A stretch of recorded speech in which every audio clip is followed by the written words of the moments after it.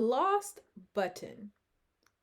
Toad and Frog went for a long walk. They walked across a large meadow. They walked in the woods. They walked along the river. At last they went back home to Toad's house. "Oh, drat," said Toad.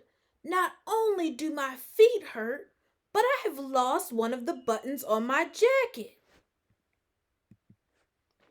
"Don't worry," said Frog. "We will go back to all the places where we walked. We will soon find your button." They walked back to the large meadow. They began to look for the button in the tall grass. "Here's your button," cried Frog. "That is not my button," said Toad.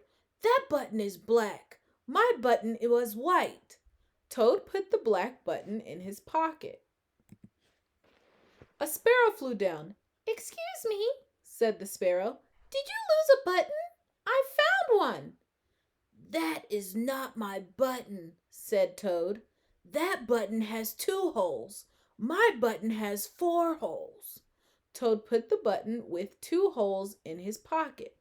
They went back to the woods and looked on the dark paths. "Here's your button," said Frog. "That is not my button," cried Toad. "That button is small. My button was big." Toad put the small button in his pocket. A raccoon came out from behind a tree. "Excuse me, I heard that you were looking for a button," he said. "Here's one that I just found." "That is not my button," wailed Toad. "That button is square.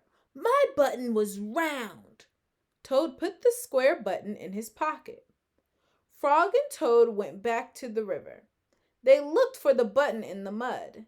"Here's your button," said Frog. "That is not my button," shouted Toad.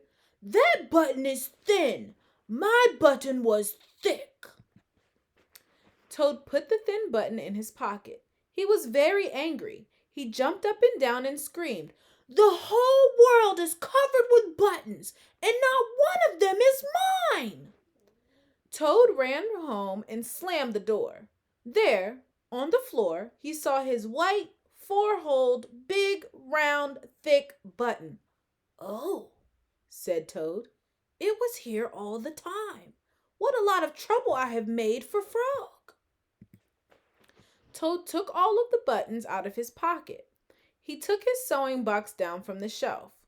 Toad sewed the buttons all over his jacket. The next day, Toad gave his jacket to Frog.